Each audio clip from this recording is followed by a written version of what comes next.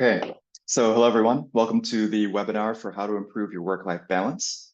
And also, this is of course going to help you to fight burnout if that's something you're struggling with or want to not fall into. So let's get right into it. What we're going to talk today about is what work-life balance is, why it's so hard, and then how you can get better at it, and then how you can maintain it once you have it. But I'll start off with a bit of an intro. So my name is Gabe Kwakyi. I'm your host. I've had 12 years of experience in marketing and sales and different leadership roles. I have written a lot of different blog posts online about burnout, quarter-life crisis, work-life balance, managing yourself in a work environment when things are getting stressful. I've also written a book about, here it is, burnout and quarter-life crisis. And through that, I've done a lot of research into models like the 12 stages of burnout model or the four phases of quarter-life crisis and many other different models. And so a lot of research into how this stuff works. And I also trained for hundreds of hours and have worked with over 60, or at this point, I think over 70 clients as a coach. And so I was International Coaching Federation certified. And that all has helped me to bring a lot of good perspective in working with people to my work as an author, as a researcher, and now as a speaker. So just want to point out that I've had 12 years of experience, but it's given me 12 years of experience in figuring out how to fight burnout, how to hone my work-life balance. My career started at Microsoft. That was fantastic. I was on this, up into the right trajectory, a lot of validation, a lot of growth. And then I ended up co-founding an ad agency, ran that for about 5.5, 6 years. And that was when I experienced burnout, really intense burnout. Went to dark, deep places where it was just really awful. I just had so much anxiety during this phase. I thought I would never get better.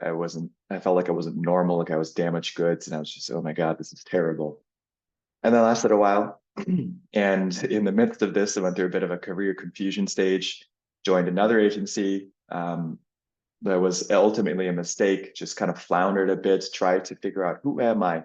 What's going on here? Why can't I have good work-life balance? Why do I keep running into this? But then took some time off from work a little bit, from full-time work, was freelancing, really got a better sense. And this time I was also coaching people, got a better sense of what it is that I want and what's important to me and how I want to live my life. And ultimately, I was then able to join just a company called Lingvano. It's a sign languages learning app. And it's just been a wonderful experience since. And so I'm CEO again at this point and am doing it better this time. So yeah, I just wanted to share some of my journey. And so let's get into what is work-life balance. I like to think of work-life balance in three parts. It's the practice of effectively integrating work into your broader life in order to make your lifestyle more sustainable and fulfilling. So let's break this down. Practice. To practice is all about the fact that you can get better at it the more that you try and practice and work with work-life balance. But it also needs a consistent effort to maintain. Just like a sport, you can get better at it, but it's going to take time, and you're not going to be perfect and a superstar overnight. You've got to work through it. And so just that's the first thing to note. Also, you can lose your skills and work-life balance if you stop practicing, if you stop consciously working on it. So the second is that it's about sustainability. So what does sustainability mean in terms of your life and work? So really, it's about making sure that we're living in ways that don't damage our long-term health for our short-term aims. Let's think about this using the metaphor of money. So at one point, you only have so much money in the bank. So it's not sustainable to spend money that we don't have.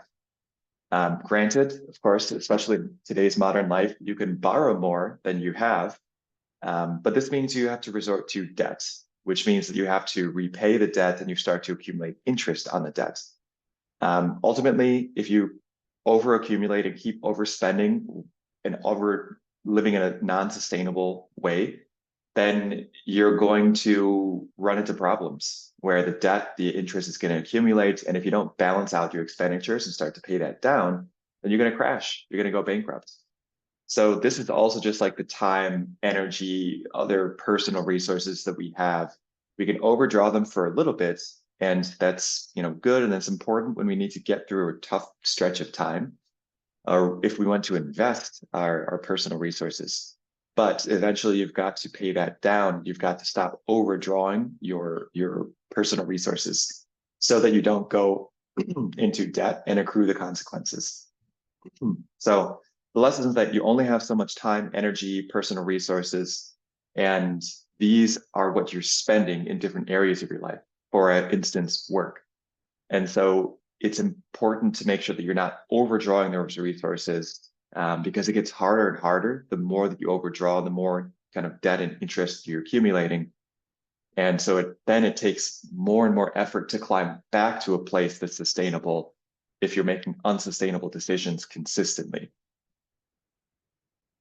And then the final point is this fulfillment. So it's important to think about, what does a fulfilling life look like for you, so that you can figure out what to do that brings fulfillment to you. Fulfillment or meaning, when you're living a fulfilling life, this is when you're recharging your energy.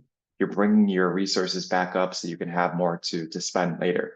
If you're only working and doing things that you feel you have to, or that you're really not that connected with, it doesn't mean as much to you, then you're drawing down on your resources and you're not recharging them through those acts. And so cynicism is one of the factors of burnout, and that can set in when you feel like you're just going through the motions.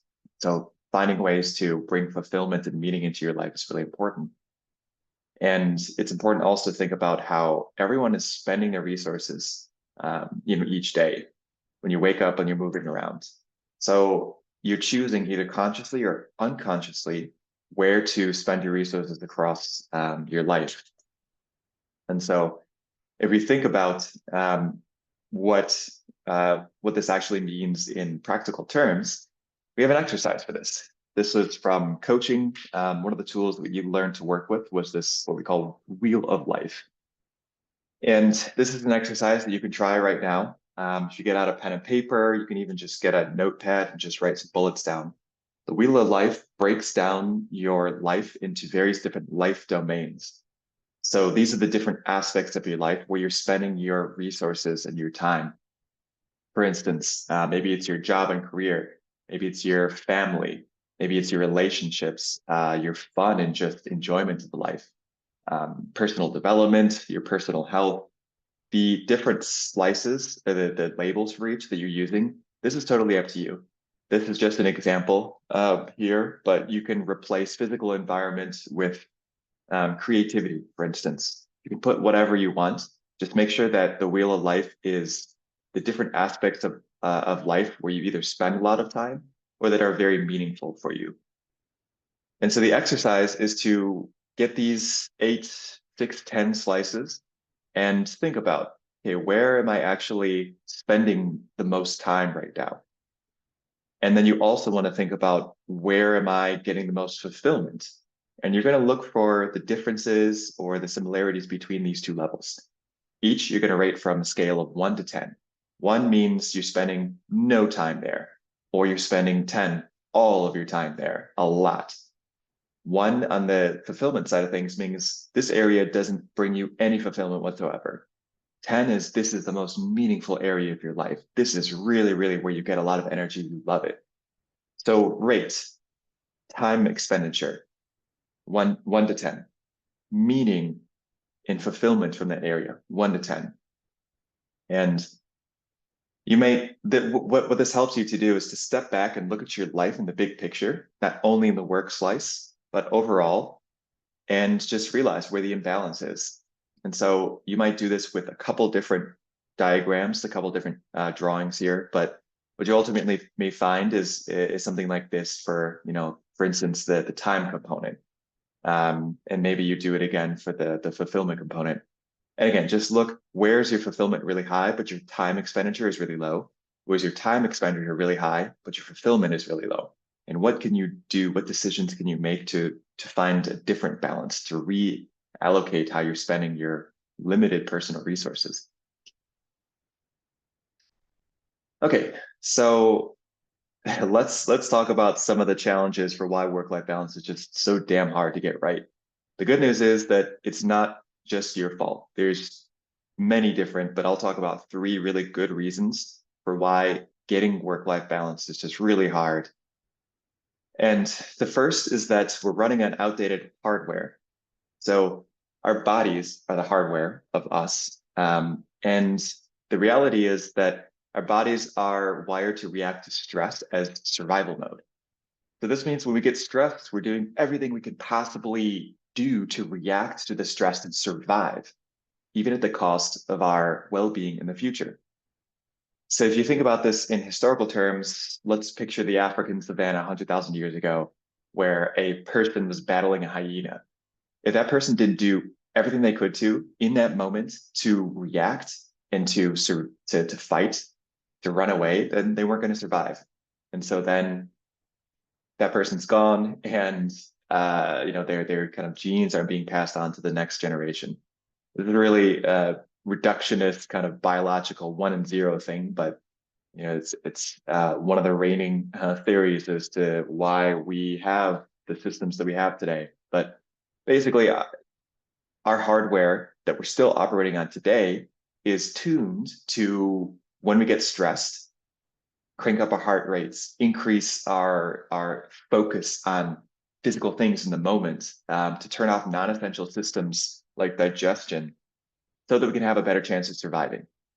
So basically, it's like giving us physical superpowers so we can survive. That's what stress is. That's what the stress response, sympathetic nervous system is. But again, the problem is that we're still running on these old systems, and they're not adapted to or tuned to modern life. Modern life, we don't need these physical superpowers. We need emotional intelligence, intellectual intelligence. So when we're having a difficult conversation with the boss or a client, we're getting stressed, but there's no work stress mode to the body. It's just all physical survival stress. And so when we get stressed, it hinders our ability, this hardware we have hinders our ability to think clearly, to use our emotional intelligence. And so again, when you're stressed, your body just reacts in this old way.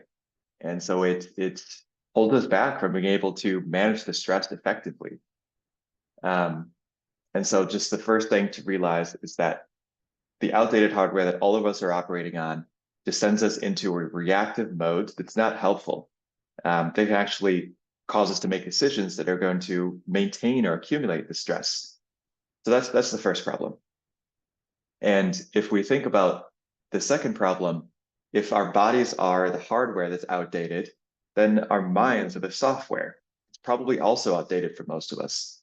So if you think about the training and the experiences in life that you had in your formative years when you're growing up, your childhood years, your teenage years, when you're developing your mind, your software sense of self, your self-identity, and what patterns you have, your personality, then a lot of times people get trained into things that cause kind of damage later on in life.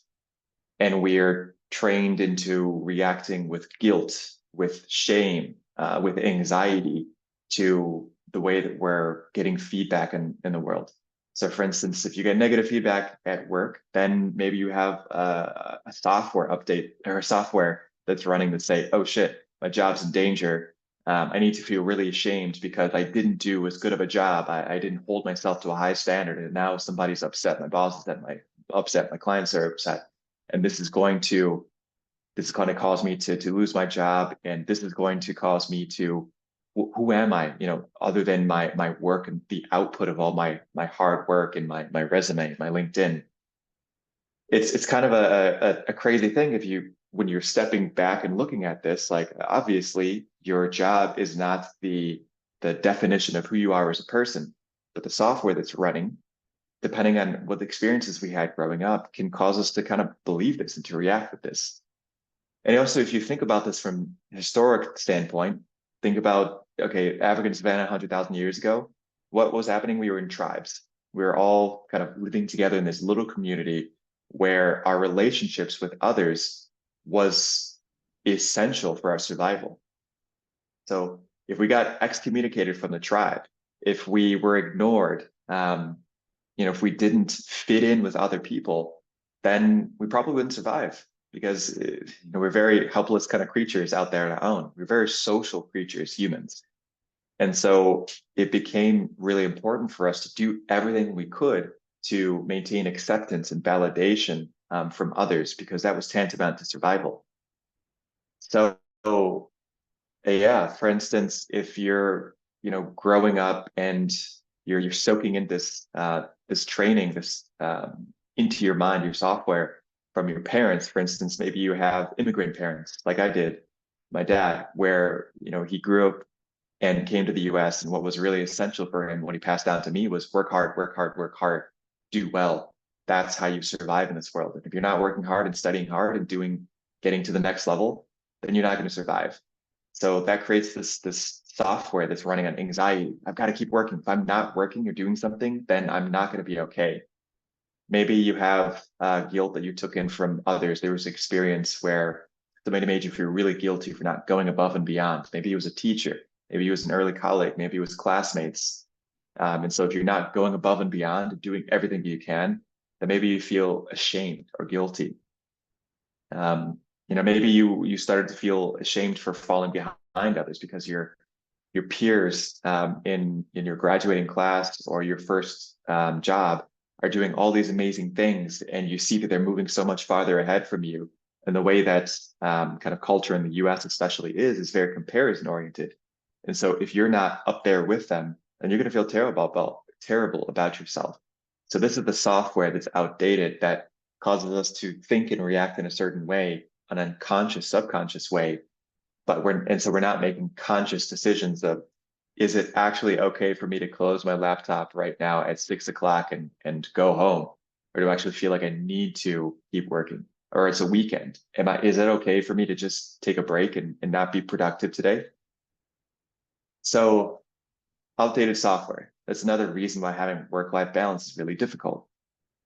And then the third reason is if you just look around at the life that we're in, the society, the world, we're surrounded by imbalance.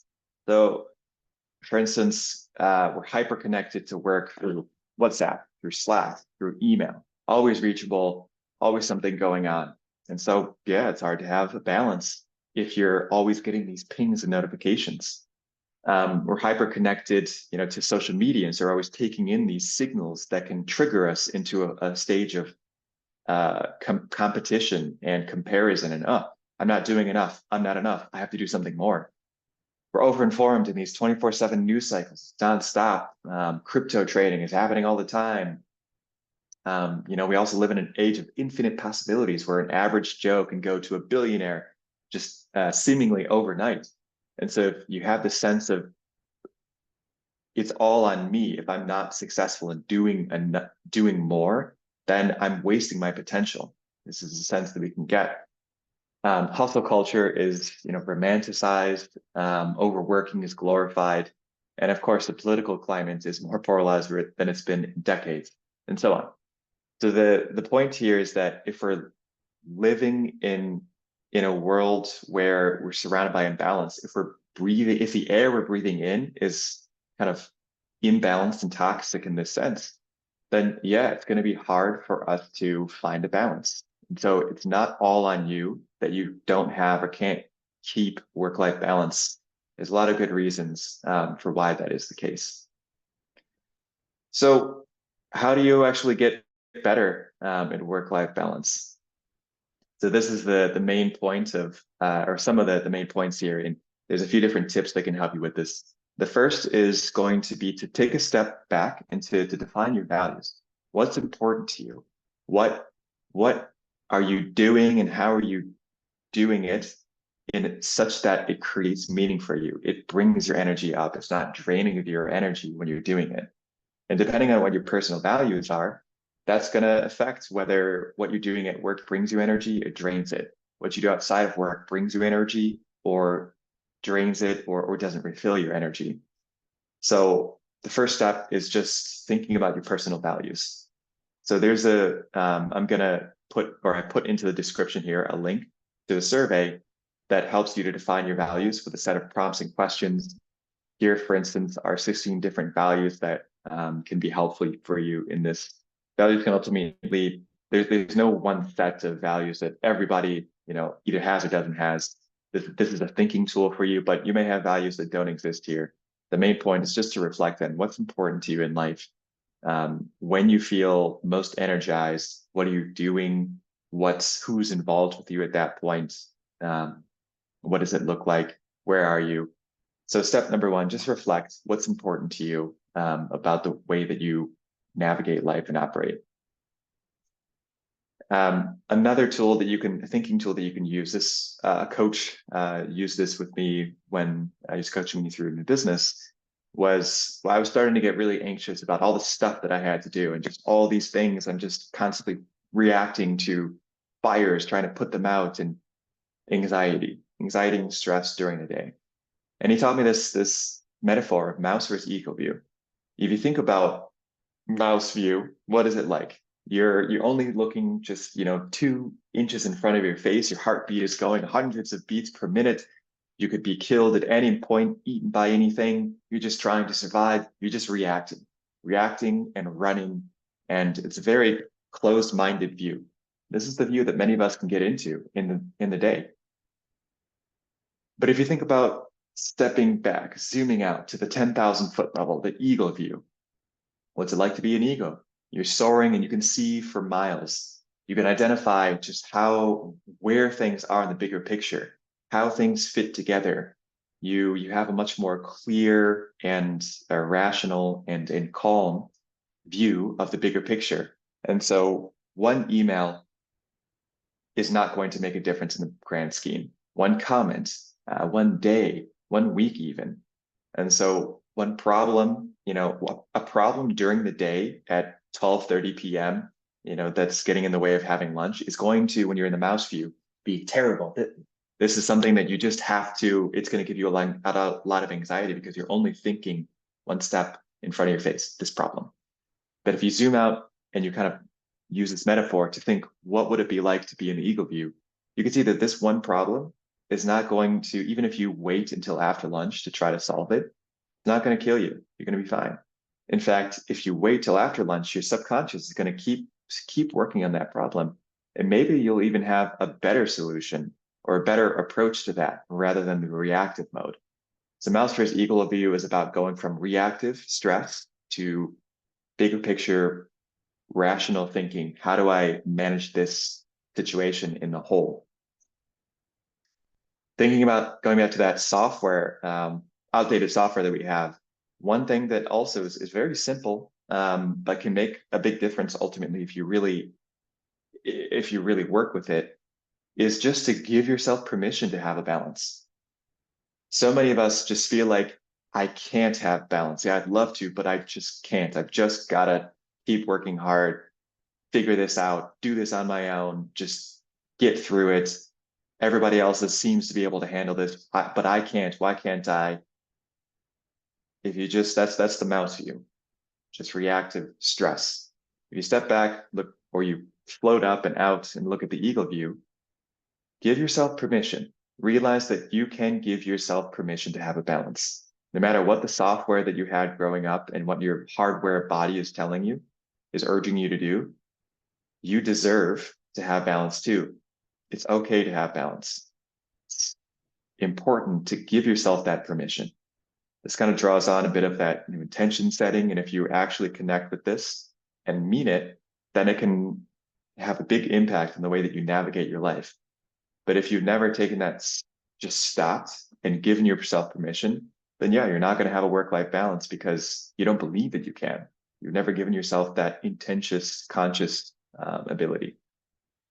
So patch your software with that permission. Then once you start to create work-life balance, there's a bunch of other tips. I'll have some other videos here to help you do that. But maintaining work-life balance is just important as you start to do it. Don't lose it. It's the practice. So one, just be aware of your body's stress auto reactions. When you get stressed in the moment, your body's going to be just in fight or flight mode or freeze. That's another part of the stress response system. But I've mouse view again. I've got to react. I've got to run. I've got to fight. This is what happens when we're getting stressed. And so your stress reaction is about physical response, not about good mental, rational, critical, creative thinking or managing the emotions. So just be aware when you get stressed, you're not going to be in a good situation to think clearly. And so what's important in that moment is to just create a little break in the continuation into a reaction, sending out the email, responding to somebody, creating a new email, deciding on something at that point. You're not in a good position when you're stressed to make decisions. So if you just go for a 1 to 3 minute walk, if you just take 3 deep stomach breaths, if you do the physiological sigh, it's covered in the anxiety video that I'll put out there, where you just look up physiological sigh. These small actions can help to prevent the auto reactions from taking over and allow you to think a little bit more clearly. And so that's just a very small thing that you can do to maintain the work-life balance that you start to build up in those moments when your body's stress reaction threatens to pull you back and destroy that work-life balance. Another one is a tool that we use in coaching also called the inner saboteur. So the inner saboteur is a personification of the anxious thoughts, the stressful thoughts, the mouse view stress reaction of your body and your mental software. The inner saboteur are the thoughts and the parts of you, the beliefs, systems within you that are problem focused. They like to stay stuck. They sabotage your work-life balance. They really just focus you on what's going wrong, the anxiety side of things, the stress, it's not working, you're not okay, you're bad, you're not enough, you've got to do something. The saboteur, at the end of the day, these thoughts are you. They're thoughts that you're having, they're belief systems that you have. But if you personify them into this character, this persona of the inner saboteur, then you can get a little bit of distance from them. And this is building on work in psychology, where you're kind of detaching from those thoughts so that you can, also meditation, you can study them, you can observe them, but not identify with them and feel like you have to just, that they are you, you have to follow with them. So the way you do this is by giving your inner saboteur a name. For instance, mine is the black hole. Whenever I start to, in those stages when I was going through burnout and had a lot of anxiety, I would wake up and immediately be hit by a wave of anxiety. Shit, I'm not okay. I got to work hard. What am I doing today? I'm not feeling so great. Oh, I'm not better yet. Just get into this pattern of anxious thoughts. And so by personifying and thinking, okay, there my black hole goes again. My black hole, it's never satisfied. It's always hungry for more. No matter what I give into my work, my day, it's never enough. And so I could kind of think about, okay, there's my inner saboteur. The black hole is going again. And just by thinking about these thoughts are the black hole, this is my black hole going, then you can kind of step back and think like, oh, there's this character. Like, do I actually agree with these? Do I need to react to what the black hole is pushing me to do? What's going on here? There's again, just there's my black hole or my judge, positive intelligence is this program that's out there that helps you to identify what traits your saboteur has, what different kind of types there are. And the main saboteur, according to positive intelligence, is the judge. The maybe black hole works for me, but for you, it's maybe judge would be more accurate, or maybe something else. You can give this character your own label for it, something that's meaningful for you. But from positive intelligence, like the judge is always, wagging the finger, you're never enough. And so the main point here is by personifying those thoughts into the judge, you can get a little bit of distance from them and maybe not be pulled into the automatic reactions and to feel like you're bad. It's your judge thinks you are bad. And so do you agree with that? How do you want to live your life, navigate on your own terms, not by the judge's terms? On the other side, there's the inner leader. The inner leader is the personification of the creative, critical thinking, the empathetic, the innovative thoughts. For the inner leader, there's always a solution. There's always a way through this. For the inner leader, you can identify what you need to do to create better work-life balance, to step back from the brink of burnout. So personifying your inner leader also helps you to tap into this kind of psychology here by thinking about this character and like giving like writing a story for this character. It's kind of like how you can give other people advice, but it's hard to give yourself advice. So if you imagine that you're the inner leader and you're giving yourself advice, then it can be a little bit easier to think about what would my inner leader tell me to do in this situation. Then you can think about the best advice without thinking immediately about, okay, but is this going to work? How am I going to do this? How do I get from here to there? Just kind of put yourself in the writer's shoes, in the inner leader's shoes, and think, what would you advise yourself? My inner leader, for instance, is Barack Obama. Smooth, suave, collected, always kind of knows what to say. So what would Barack Obama say in the situation? How do I handle the situation? I don't know what to do. But if I were to think about how Barack Obama would handle this crucial conversation that I'm about to have with somebody in my team, what would the talking points be? How would I handle if the conversation went in an unexpected direction? I don't know if I'm strong enough to do this, but Barack Obama kind of believes in me, and Barack Obama's encouraging, you got this. So here's how Barack Obama would approach the situation. So personify your inner leader as well. Might be a pilot, your inner CEO, your admiral, your general, your teacher, whatever it is. And then you can call upon the inner leader, your teacher. What would my teacher advise me to do in this? What would they say in this? My coach. So those are two ways to help maintain work-life balance. To think about what is my inner saboteur telling it, blaming me here, what's happening, but it's the inner saboteur, it's not you. What would my inner leader do in this situation? Imagine, what would the inner leader advise you here? And then just a practical at work framework that you can use as well, less from the theory into the practical, the yes but framework. A lot of times it's difficult to say no to people. You feel like you want to say yes to everything. You want to do a good job. You don't want to damage your brand, with people at work. So if it's difficult for you to say no, then you can say yes to a new request, but how about we reprioritize my to-do list because I want to get this new thing done, but I want to make sure that I have enough time to get it done. And if I have to focus on the other things, then I'm not going to be able to get this new thing done. So let's look at my priority list. Let's look at my to-do list and let's prioritize this new one in there. Where does it fit? Priority 1, 2, 3, 4, 5. Or yes, I'd love to do this new report, but how about in 2 weeks from now? I'll be able to give my full attention to that after I get these things that I need to get done, and I'll come back. So this is just a little technique that you can use to help you if you're having difficulty saying no.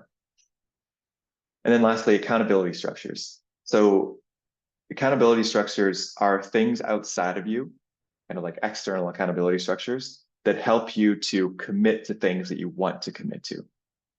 For instance, if you want to leave work at 5 p.m. or 6 p.m. and you're having difficulty, you're always bleeding into it, something comes up and you find yourself thinking at 7 o'clock, 8 o'clock, 6:30, 6:45, then set up Taco Tuesday with your friends or your partner. So, and put that at 5:30 or 6 o'clock so that this structure of Taco Tuesdays is what you're accountable to. I've got to head out. I'd love to have this conversation now, but I got Taco Tuesday. So how about we have this conversation tomorrow? Or another accountability structure is committing to a sports class or a photography class. or for me, actually, I'm in Vienna now and I have German classes. And so this has helped me several times where I would have stayed longer, but I've got to leave at 5:15 because I've got to get to German class at 6:15. And so use these structures, these schedules, these commitments to others or other things to help you set up those and abide by those work-life boundary structures. And lastly, I just want to remind everybody that, work-life balance differs for everyone. There's no perfect work-life balance. It's a practice. You're never going to be perfect for long. It's okay if you slip up sometimes. Just stick with it. You got this. There's no formula that can follow exactly to get it right. It's a continuous thing. And so experiment, explore, allow yourself to experiment, explore, and to have 2 steps forward and 3 steps back, and 1 step forward and 1 step back, 3 steps forward, 2 steps back. Over time, if you just stick with it and you're really conscious and intentional about focusing on learning it, figuring out how it works for you, and then you're gonna do well. You got this. So best of luck. Thanks for joining the webinar today. I hope this was helpful, and stay tuned for more.